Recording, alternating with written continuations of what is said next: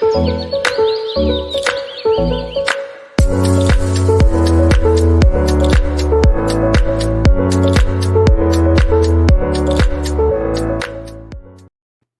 is going on, guys? Welcome back to the Let's Get Lit podcast. You'll hear the commentator voice here soon, somewhere in the edit. But guys, I have an absolute rock star in the makeshift studio today. Please give Dana Nesen a warm welcome in the comments. Say thank you for everything she's going to give us today. And guys, she has a pretty incredible opportunity that I'd like to dispel any rumors about, because this girl's about to start getting some referrals from me. But enough of the pep talk. How the hell are you doing, Dana? Hey, Mason. Thanks for having me on today. It's really cool to talk to you and be here. Doing good. Busy as usual. Busy. All right, so let's get to the nitty gritty. So, Dana, how long have you been in the insurance industry? I got my license in November of 2020. Okay, so not that long. You got a couple months ahead of me. So we're both pretty new into this. We're not career agents yet. Yep. So, do you have your own agency? No. No, No, it's but not you my have own agents below agency. you. Tailored Legacy is owned by Adam Hale, and he's owned that agency for 14 years, and that's under Lincoln Heritage Life Insurance Company. Okay, and how many agents do you have below you? Currently, I have about 35. I have about 50 more in training right now, but I do have to turn away about 30 people a week because we are only, our territory only covers 17 states.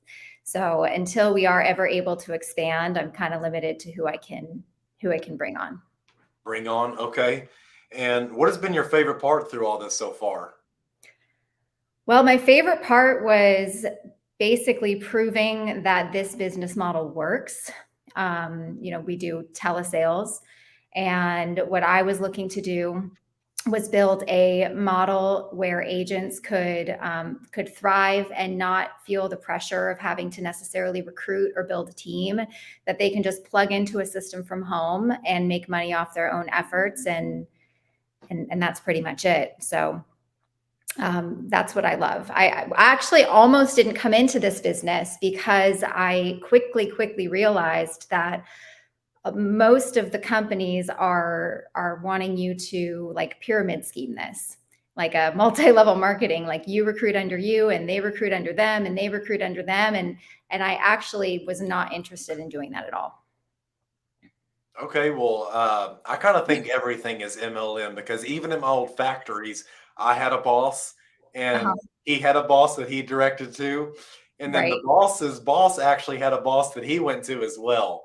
So I kind of do everything as a pyramid. Someone's always at the top. I mean, my agency owner is definitely like my boss, and I, it goes up a little bit from there too. But I think ultimately what I was feeling is the further down it goes, the less control I have over the whole process, over the training, and the visibility of what the agents are doing or saying. And I come from 20 years of telesales experience, and not as a 1099, but as an employee, and just that environment of just being part of a unified team with leadership on top of that to kind of like guide and direct you where to go is just what I've always gravitated towards. What were you doing telesales for prior to insurance? Just two industries. My very first introduction to sales was selling merchant services over the phone, which is like credit card processing. Okay.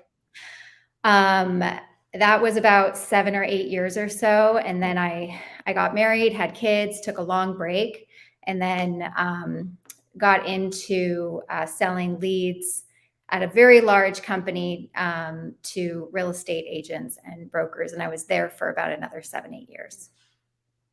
Wow. Okay. Selling leads. I'm going to have to get into this business. Seems like everyone sells leads now, especially in insurance. Yeah. There's a new insurance lead agency every week. But I know me and you were talking before this, and I'd like to kind of go down that dispelling rumors rabbit hole, because I think your opportunity is very unique for the right agents. Mm-hmm. So let's kind of talk about that if you'd like to tailor the conversation that way. Sure. So what are you pretty much offering agents who come underneath you? So that's a great question. Okay, so with this opportunity, we provide free systems, which you don't have to call from your cell phone. You just plug into a system that we provide. You get free leads, which are not aged old leads, right? They're real-time leads, which you can outbound call through our system. And we also provide free live transfers. And currently we're providing anywhere from about 200 to 220 live transfers per day. And that number is just going to continue to increase. So because of all that, and of course the training and the coaching and the support is ongoing, that never stops. We are offering a 50% contract and no renewals, but you can earn up to $7,000 a month in bonuses. So someone's coming in at 50% commission level. So if they sell 100,000 a year, they're making 50,000 plus any bonuses. Yeah. Well, and to be transparent, it does depend on the type of contract that they write, because any sort of like modified or graded business is paid a little lower. So I wouldn't necessarily say the full 50%, just to be, upfront. I always kind of calculate like maybe 45 or 40, depending on like if it's modified or not, because that's paid at a 30%. Okay. So how does this differentiate a lot from other agencies? Like you hear all these big comp places will start you off at 130, but you got to spend $4,000 a month in leads, $8,000 a month in leads. So what, how would you say that differentiates? First of all, I don't think there's anything wrong with that business model. If it works for you, it works for you, but not everyone can afford that, especially being brand new. That's why, like, what I heard about what you were offering, like, it honestly got my attention, because if I was brand new to the industry, especially with no experience and not a lot of money, but a lot of time, this would be like my playground here. I think what is most attractive, or really what motivated me to do this, was the statistic that goes around in this industry is that 92% of agents fail in their first year. And I tried to figure out why is that happening? And the more I dug into it, the more I realized that you're basically being told, buy the leads, see the people. And it's a numbers game, and here's a script, and good luck. And there's not a lot of hands-on coaching or training in the trenches as far as, well, what to do what do I do when I actually see the people? And so people are spending, yes, yes, exactly. They go to you. So people are spending $500, $1,000, $1,500 a week, and they're struggling, and they might close a few deals, but a lot of times, even if their policies come back graded or modified, I've been told it isn't at that 100% payout anyway. It's much less than that. So they're getting less than they thought 40, they would. 45. Yeah, 30, 45. And so now they're barely breaking even, or even if they do make a lot of money.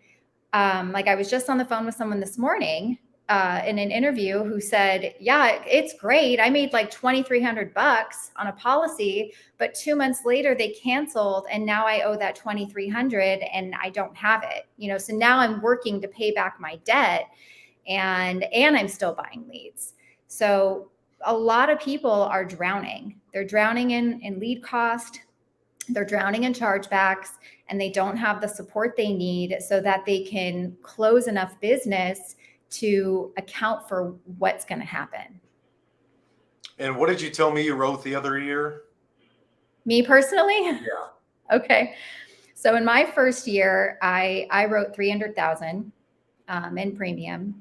And I do want to preface that with, in the first probably 2 months, when I had to prove myself, right? Because I was the only person on my team. It was just me.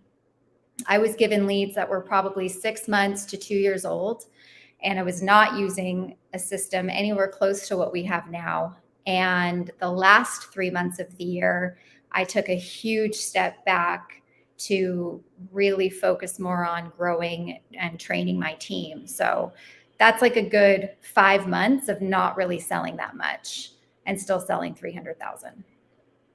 That's still more than those 92% will write in 2 to like 7 years, though. Like And that's my a big number. persistency score is right around an 85%. So my persistency score is pretty high. Yeah, I think the average persistency is around 67.5, 68.5%. Yeah, It's like I've never average. been ever close to that low.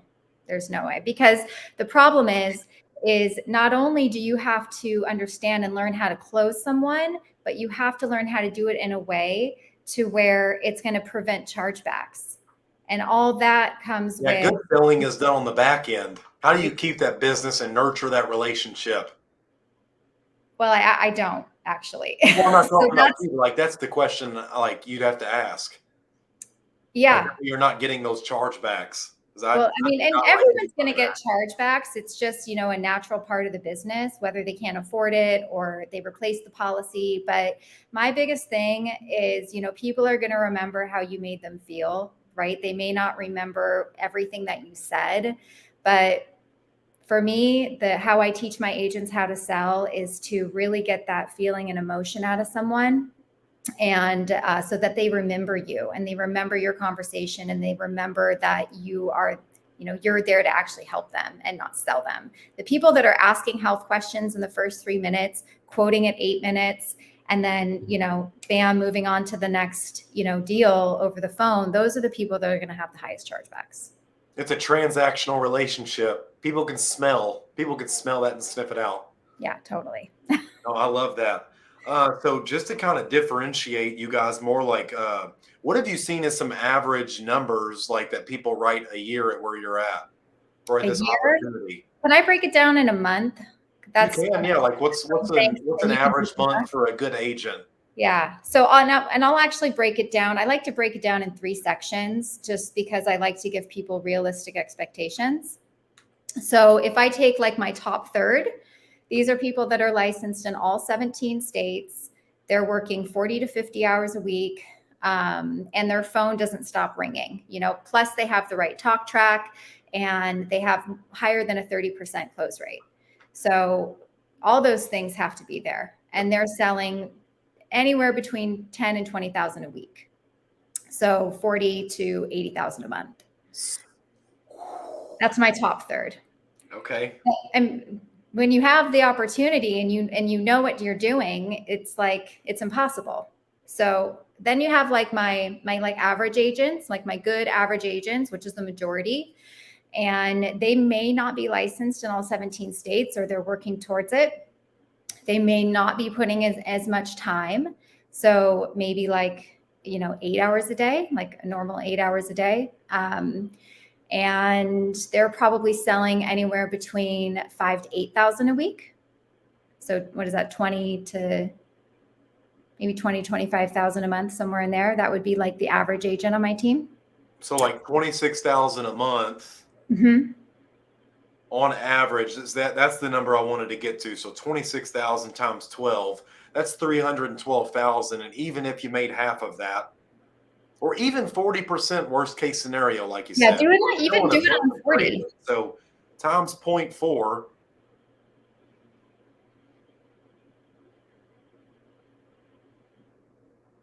Like that's still $124,000 with no lead expenses at all. And But you're you're also outperforming missing, all these 130s and 177s, and like that seems like a great opportunity to me.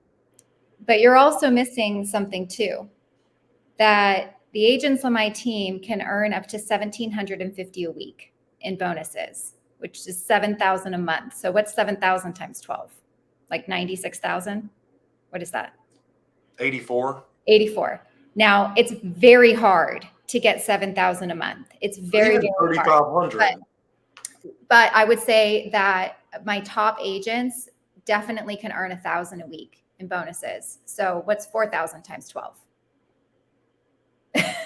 48. I don't even know why. Somewhere around there. So take whatever number you just calculated times another 48,000, and that money can't be charged back because that's bonus money. That's your money. So that's $172,000 a year. It's a good You're job. It's a you're damn good doing job. pretty well, and you don't have to pay for lead costs because, like, No, that's pretty much what I did by myself. Is like what I brought home my first year in the industry. A little bit over that, but it's like I had all kinds of lead expenses though. sure. Were you in the field or were you over the phone? A little bit of both. I was like half in people's houses, half over Zoom. Okay, yeah, because I'm sure for people that are out in the field, you still have your gas, wear and tear, and probably eating out because you're not home. So there's all sorts of other Oh expenses. yeah, I mean, I you spent can write a lot of that off. 35,000 in So, leads. Spent 35,000 in leads and money on gas, money on all this computer equipment. yeah, Like, this is a great opportunity for someone just starting out or maybe not happy with what their leads are looking like right now, right. because it is a numbers game to an extent, but all leads are not created equally. And if someone says they are, like, I will slap them. I Because hear you you. can't tell me someone who accidentally had their information auto-filled on a Facebook form compared to someone who got a piece of paper in the mail, took like 7 steps and Yeah. mailed it back. You can't tell me the 2 levels of intent behind those are equal. One is worth more than the other. Yep. Well, and I'll tell you right now that we don't even we don't even do a lot of direct mail leads, and we still have a pretty high quality lead.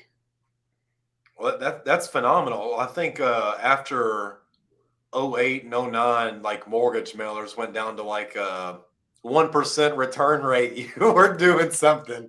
So like I'd rather stay away from that. I learned how to generate my own, and that was a game changer right there, not having to pay for leads anymore. Yes, that's key. Yeah, definitely learning how to generate your own, which I would love to know how to do that one day.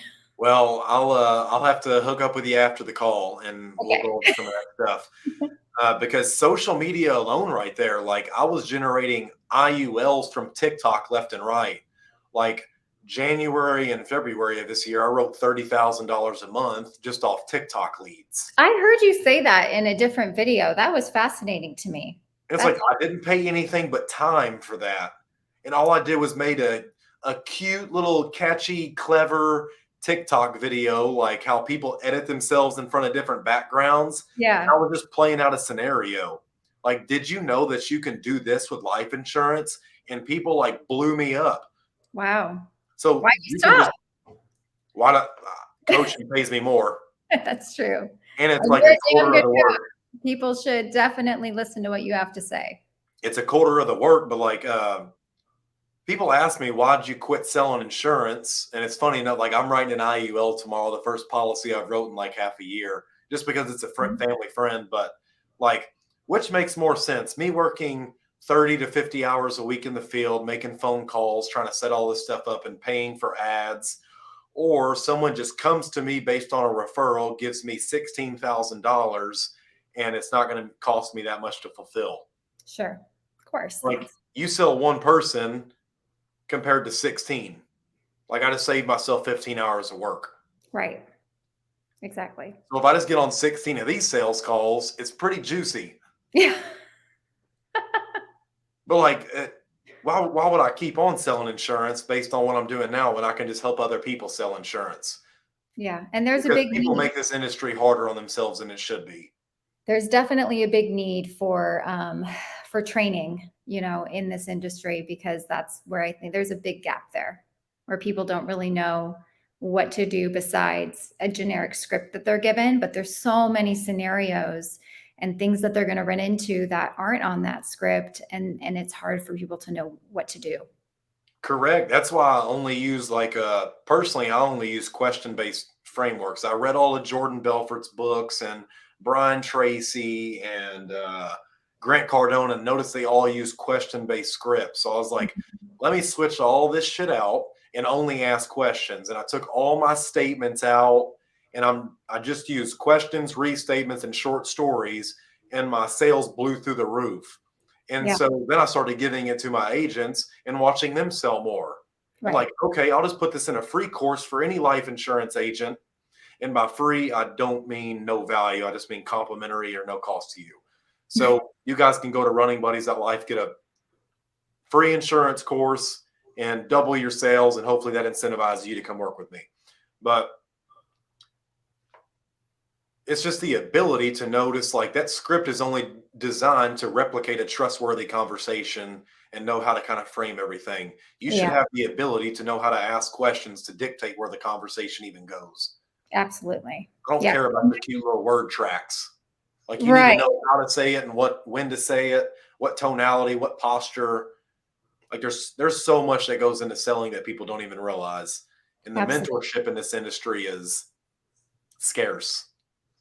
That's what I hear. That's what I hear, you know. So that's definitely one of the things that I think people like about this team is that there is no shortage Well, it's an of all-in-one solution. right. Like I said, if I was just starting out in the industry, I'd be all for it. Like, Dana, sign me up. I'll be your number one student.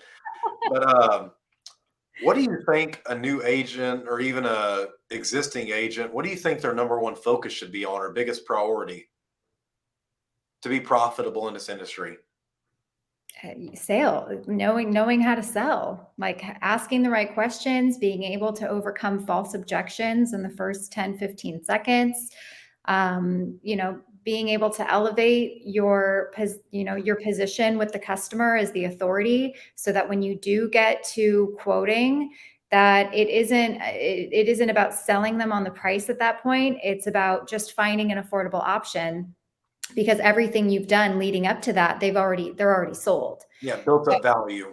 If you aren't confident in being able to navigate through every and any scenario that you're going to get, it's going to be really hard for you to succeed. So sales is my answer. You have to know what you're doing, or you're just basically throwing money in the trash can. Sales will solve your problems. And I look at the sales process as a chess game. You know, I always have, where I'm starting with my pawns, and every time I ask a question, I'm moving my pawn forward or I'm moving my chess piece forward. And the more information I get from someone about their current situation, like why they don't have anything in place, what's prevented them from getting something, what do they need the insurance for, you know, what would happen if they didn't have anything at all, you know, what's the impact that this is having on them. Like, I don't even talk about who I am, what I do, what I can provide until I know the full picture of what I'm dealing with. And this is where, even with my own agents, this is where the majority of people fail. Correct. They don't care. The customer does not care about you. They care No. about what this is going to do for them. What is Yes. their inherently selfish desire? And I just posted a video Yeah, today. so talk about that. Like, what are some of these false objections that you hear, and how do you kind of get over some of that stuff? Um, like I already bought insurance, or Yeah, sure. How do you come over that? Or I'm not interested. What do you say when someone says, "Well, I'm not interested in this"? like in the first 5 seconds when I call someone, which is Yeah, hey, this is so and so. What do you want this for? Oh, I'm not interested. oh, I understand. You know, I wouldn't be interested either if a million people were calling my phone too. But I do have your information here, and I promise I won't take more than a couple seconds of your time. But I just see here that your date of birth is October 1st, 1960. Is that correct? You know, just try to like ask is like just kind of like empathize with them in a way to where the reason they're not interested is because their phone is blowing up, or the reason they're not interested is because they don't want to be sold. And so anything that I can do to like empathize with their current situation, to lower their walls, to allow me to just get one step closer or get one little question in, will allow me to continue to do that. So I think the biggest mistake people make is they just don't try. You know, they just say okay and move Oh, on. well, he's not interested. And it's an even Quit. bigger problem when people are getting free leads, believe it or not, because they don't really feel that effect of, darn, I just spent 40 or 50 bucks on that. You're actually more likely to try a little bit harder when it's your own You money, get skin in the game. rather than when you know, training and coaching on this team is so important, you know, because I need to make sure that people aren't blowing the opportunities either. Yeah, those are resources. Like, those someone had to pay for those leads. I can't tell you how, because what we do when we have an agent that maybe marks a lead is not interested, we'll like re-scrub that data in 2 or 3 months. We'll scrub it against like the DNC list, make sure that we're still compliant, and we'll have our transfer agents reach out to those people. We get so much business out Probably of 80%. leads that they were originally marked as not interested that still haven't bought, because we weren't doing a good enough job at either overcoming that objection in the beginning, or maybe they just weren't interested at that moment. Yeah, you have to nurture your leads. 80% of sales are made from the 12th to 15th point of contact. When I Absolutely. got a new lead, I made sure I had at least 18 points of contact in the first 24 hours of having that lead. It's like, why are you selling so much? Well, I don't know. I'm actually maintaining relationships. Sure. Yeah. So there's just, there's so much to know. And I think there's just too much winging it going on. What does winging it look like to you? Or what does that sound like to you? Buying leads and seeing the people. That's winging it. And kind of like, here's a couple of questions you can ask. You go into your health questions and you give them some options. Like, that's totally winging it to me. Oh, And okay, yeah, that drives me insane. that's setting people up for failure automatically. And can you kind of elaborate on that more? Because I know that's kind of vague, but like, what does that actually sound like in an appointment? Like, hey, Dana, my name is Mason. I'm here to help you get life insurance. What's your height, your weight? Are you a smoker or a non-smoker? Okay, you want to hear how much it is? Mason, I couldn't even tell you what that sounds like, because I would never do it that way.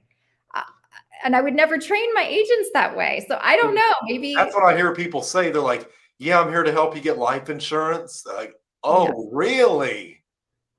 Yeah. No. No, like, why did you even want this in the first place? Why did you take time out of your busy schedule to sit with an insurance agent? I'm sure that wasn't on the agenda for today. Now, was it, Janice? No. Like, get Definitely personal with not. these people. It's okay, and don't let them walk all over you. Right. Your That's job is not to sell them; it's to help them to decide whether they even need this or not. exactly. And being okay walking away from something if there is no need there. Right? You can't like force someone to see value in something whether when there is no If value. they want to buy fish and you're selling chicken, get out. Exactly. No, it's like You're wasting your time. how to win in sales is create quality outcomes for yourself before you even go into the sale and realizing that you don't need this customer. They Exactly. need you. Right. Because one of the things I tell my agents is how, like, what does that do to you mentally if you spend all this time with someone that really isn't interested, really doesn't want to buy, but you've spent 30 minutes, you give them a quote and they say thank you, goodbye, or you let someone bully you into giving them quotes in 3 minutes and you do it. Like, what is that doing to you mentally? Oh, I'm not good enough. It's not setting yourself up for the right frame of mind for the next call. So everything we do, whether it's a lay down or someone that buys or someone that does buy, it's always to just try to make your overall quality of your conversation stronger. Same call every time. This is what, like, just get consistent with it and repeat what works and throw out, like, replace what doesn't. Yeah, exactly. Like, that's an easy way to win. Yeah, exactly. But that whole mindset thing, like, it is so important. What do you see as, or first off, since you brought up that objection, like, I just want quotes, how would you get around that? Uh, so there's a couple things that I recommend that my agents say, but I all of a sudden I act confused. So even though I can only sell one product, which is final expense insurance, I don't act like it's the only thing I can provide. So I would say something like, "Absolutely, that is why we're on the phone here, and I definitely want to be able to provide you that quote. But at this point, I don't even know what I'm giving you a quote for. Like." There's so many different types of life insurance out there. There's term life, there's whole life, there's annuities, there's universal life, there's final expense. Like, I'll try to confuse them on purpose. And I'll say, so it might be more appropriate if I were to able to just ask you just a few questions, just so I can get a better understanding of what you might be looking for, so that when I do give you a quote, it's relevant to your needs. Does that make sense? And boom, their walls just drop and they're like, oh, okay. Because nobody talks to them that way. Not well. What were you looking for a quote for? Just to make sure it was affordable to protect your family? I'm like, yeah. Like, oh, okay. Or that too. Guys, there's more than one way to skin a cat. Yeah, absolutely. And that's But just how I approach it. if you have an objection that works 8 out of 10 times, stick with it. Sure. Stick with it. Dana, what has been the hardest part of your insurance career so far? Like, what has been the hardest problem you've had to solve, or like hardest thing you've had to deal with? Let me think about that for a sec. Definitely, building the team from scratch has just been a very, very difficult challenge in and of itself because it didn't exist before I got here. The Adams agency has only been a field sales business. And so we built this thing together from the ground up, and there's been just a lot of learning that we've done. Like, we've made a lot of mistakes along the way, but we've been stronger for it. And we're still learning, what to do in order to make this team, really successful. And that's by providing good quality leads and great training and a process that people can follow so that they're successful. But the hardest thing has really just been building it. And in the background, which people don't see very often, is overcoming a lot of the negative feedback that I get from people that are telling me that what I'm doing is a waste of my time and a waste of my agent's time. And I just try to block I'd out. beg to differ. What's that? I'd beg to differ. It sounds like a pretty cool opportunity for the right person.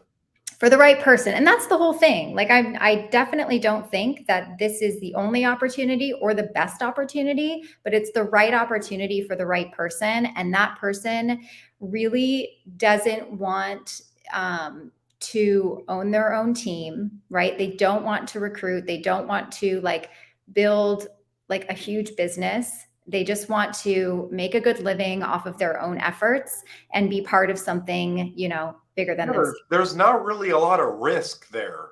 Like, there's not really a lot of risk in what you're offering compared to. There is no risk really, except the risk is you don't sell anything. Yes, that's it. Right. But that's the same either way. That's exactly the Correct. Same. You're buying do you leads want to be free. Do you want to make no sales with no lead expenses, or would you rather make no sales after spending $12,000 on leads and now you're in credit card debt? Like, exactly. I'd rather have one over the other. Like, yeah. All these people just bashing you are just coming out of a place of insecurity, and they're just placing their expectations onto others. I used to do it. I'd go to the gym and see those people playing on their phone, and I'm like, I was just scared of seeing that in myself. Yeah, interesting. That's what it is, especially if they're dudes. We cannot stand seeing in others what we'd hate to see in ourselves. Like, if that dude doesn't get on that bench press, wasting all my time, that's what I'm saying. You're just feeding your own insecurities because we feel bad. And learning how to deal with that has taken all the emotions out of business. And it's like, wow, I made 6 figures my first month. The moment I let my emotions go. More people could try this. Yeah. I think a lot of people don't really understand what actually goes into building something like this. And I can't go into a ton of detail about the nuts and bolts of it. Yeah, a lot of that's proprietary. So complicated, and it is so expensive, and you can't just just buy leads for agents and that's it. It is a huge it is just a huge process. I compare it to raising a kid. Or we got a lot of. I compare running a business to raising your own child. Yeah. It grows and it needs it needs something, but it's crying for something else. I treat my business like it's my child. Yeah. But you have to take the emotions out of it. Oh, because this guy said I wanted quotes and he didn't listen to me, I don't feel good enough. So now I'm too depressed to make the next call. And that means I'm not good enough to go home and be a good husband or a good wife. It trickles down. It does. It trickles down, and people don't even realize that. There is no place in business for emotions. But back to that team piece, what exactly would you say is the hardest, like was the hardest piece? What gave you the most fatigue trying to deal with it?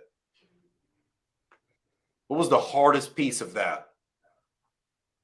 Probably just trying to figure out like the right balance between me having like my own personal production and being a manager. And I think when I finally realized that in order to be like a really good leader and provide like the coaching and training that my team needs, I can't sell anymore. And I think once I finally like allowed myself to get off of the phones and be 100% focused on the team, that's kind of when everything felt a little bit easier. I think it was feeling really, really hard when I was still trying to be an agent and a leader at the same time. It just got too You're much. effectively running two different businesses, and I don't know that the CEO of Coca-Cola is the CEO of Walmart. Right. Two different business entities. Like most people, they want to be involved with everything, and that's the problem. That's why you're not going anywhere. You want to work on it, not in it. I mean, for our trip this year, the Lincoln Heritage trip in Palm Beach in November, I qualified as both an agent and a manager, which I think I was the only one that qualified for both, and that was not easy, to do. So I guess that's my answer: is trying to do too many things at once and realizing that I can't. Yeah, and you're going to be unbalanced for a season trying to manage those two. I ran into it very early on when I was like, well, now they're telling me to build a team. Like, okay, I guess I got to start doing just as many interviews. Like, that's what cracks me up. They'll like people know how, like, people with 8 packs and chiseled bodies, they know how much work goes into the gym, but Mhm. they wonder why their like insurance business isn't doing well. Like, are you treating it like your workout routine? Like, why would you expect the same level of success then if you're not working on it with the same level of vigor and heart and endurance? Like, it requires the same amount of work. Yes, right. That's very true. But at the same time, if you're doing your exercises the wrong way, you're not going to get the results that you want, which is the Correct. same thing with sales. You still have to have the right sales skills or you're going to be spinning your wheels. Yep, doing the right thing at the wrong time is still the wrong thing. That's why I can't stand activity solves all problems. No, it No, doesn't, bro. it No, it does. doesn't. And that's what gets all these people. I was one of those people who identified as being a hustler or I'm a grinder. Like, that's cool. That gets you to level one, but not to level two. Right. Like, doing the Yeah. right thing at the wrong time is still the wrong thing. Yeah, you have to do the right thing at the right time to get the right results. It's a sequential process. It's not just throw hammers at the bolt and expect it to twist in. It's not how it works. Um, what are some of the fruits of your labor been? Obviously, besides this trip, and if you need a plus one, uh, I think my I husband might know a guy. about that. No, I'm just playing. But what have been some of the fruits of the labor? What has this industry really done for you? Because you look like you got a nice setup in the background. You look like, from what I've seen, you look always like smiling. I've followed some of your content for a while now, and it's like this girl seems to be doing really good for herself. So I'm happy to see that for you, for one. But what have you experienced as a result of being in this industry? Like financially? Financially, emotionally, like what has this done for you? Um, well, I do want to preface with before I got into this business, my husband is also a business owner and he's built and sold and run lots of businesses. And my previous successes at my other careers, like we were successful prior to this. And so I think that knowledge, that business knowledge and experience kind of allowed me to have a foundation and framework. Well, it was the habits. Yeah, that was already there, Correct. And and this is why, like, poor people who grow up will probably, a lot of them just stay poor. But you can have an idiot who grows up in a rich family who will just do the right things out of habit. And you're like, well, I'm so much smarter than this guy. Well, he's just doing the right things unconsciously. We live Possibly. Yeah. unconsciously. Most people don't know that every time they get nervous, they scratch their ass or something. It's like, it's that little bitty of things, but what else can you apply it to? So I basically took like the business model from the experience that I had and brought it here. The difference is I had always been an employee or the agent. I had never run anything myself or been in a management and leadership role.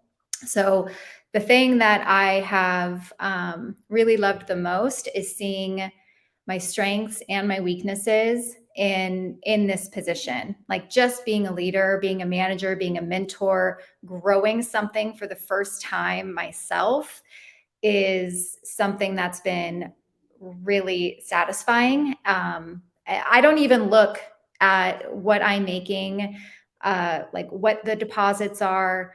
Like Adam will ask me, "Hey, like what did you put in your bank account last month?" I'm like, "I have no idea." Because I don't pay attention to that. I am motivated by the success of my team and by the success of our growth, and the money will come. It's a result. You're chasing the right thing. You're chasing a process, and most people get it wrong. They're like, "I want to build my dreams." Well, if you build the people on your team's dreams, they will build yours. Exactly. It's way more important to me that my team is successful and they're happy and they're thriving. Because if they're not, then that's not going to do me any good. Correct. And this is why most people are broke and depressed because they're focusing and doing shit that does not matter. You're pulling the wrong levers. Right. No one, like, you're worried about what so and so is going to think about these new shoes that you bought when you took money out of your business that you should have spent on leads, but to feed your own insecurities, you went out and bought the new Gucci bag or a new car because you were worried about what someone else thinks. And I just tell those people, like, how often do you think about other people throughout your day? You're like, maybe 15 minutes. You're like, that's right, not that much. So could you apply it to other people that they're really not thinking about you as much? Like, when you put it that way, yeah. It's like, so why are you focusing on this shit? Yeah. My very first designer handbag was a gift from my agency owner. Doesn't matter how much money I've made in the past or how much money I'm making now, those things just they're not important to me. No, but most people would rather look rich than be rich. That's true. Like you'd rather go spend $300 on a purse to put $10 in it. I'll go buy a $10 man purse from Walmart and stick $300 in it. Who's doing better?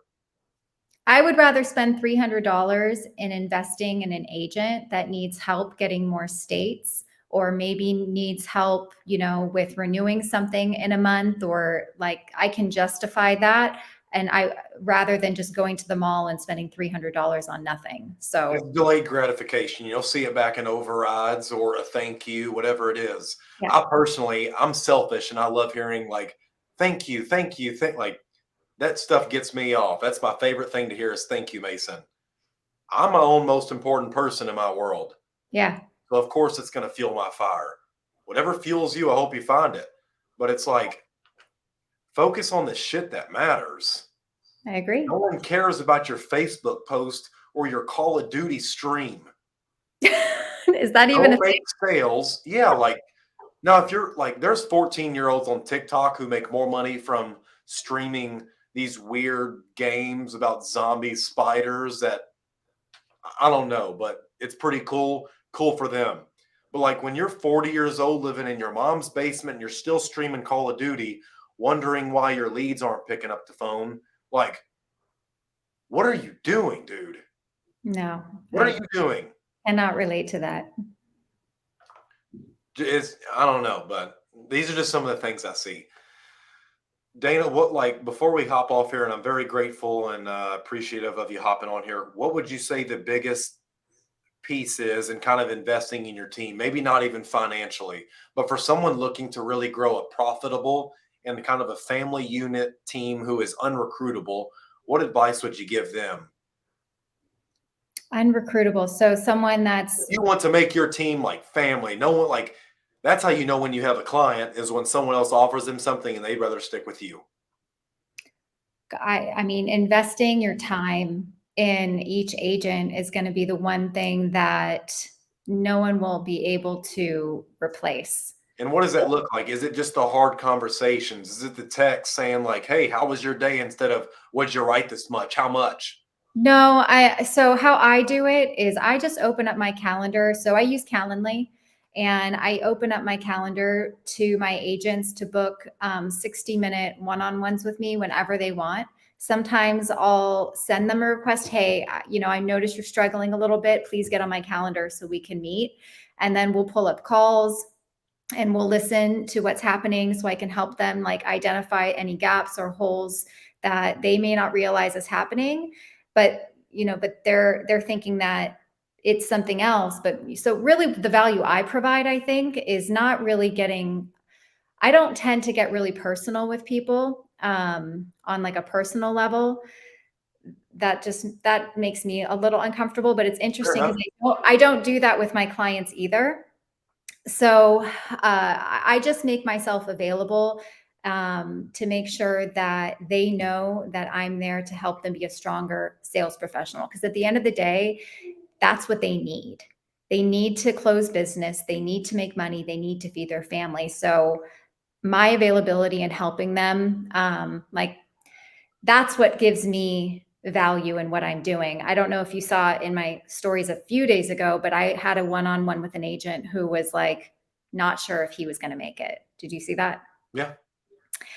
And since then, so he closed 2 deals that day. He has closed 2 deals every day since then and called me and said, I can't thank you enough for taking the time that you have with me to show me that I don't need to quit this business. And, that's the stuff that really matters.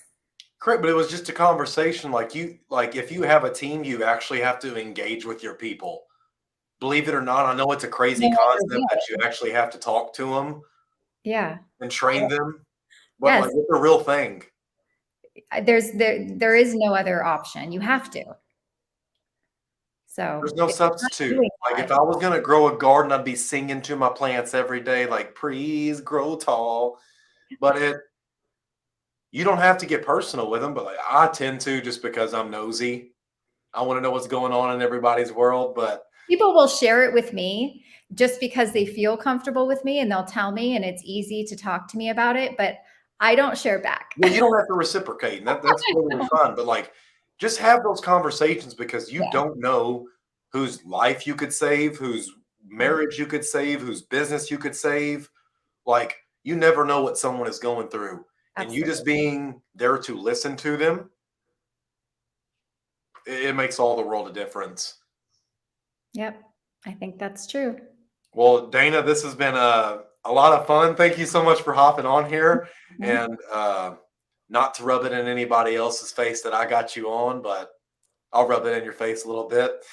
That's right. Uh, That's right. Because I haven't accepted any other interview requests yet. no, I got this. Yes, let's go. But would you like to leave off with anything? Like, where can these people find you at? Would you like to tell them anything, or where can these people reach out to you at? Sure.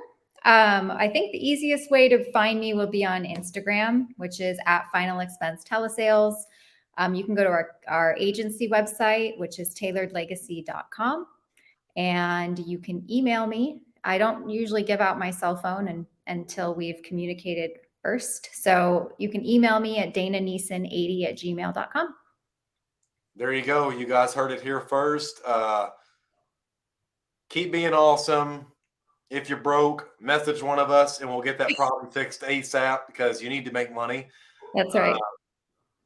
but for real, guys, this is a interesting and very unique opportunity for the right person out there. Like I said, if I was new, I'd be all over it. But you guys be sure to drop a comment or leave a like and get Dana's message out there to the right people who can find her. And you can be the catalyst to saving someone else's life, marriage, business, whatever it is. But Dana, thank you again. Thanks. Absolutely love this conversation. Hope to talk to you more in the future. But you guys keep being awesome. And I'll see you on the next video. Until then, bye.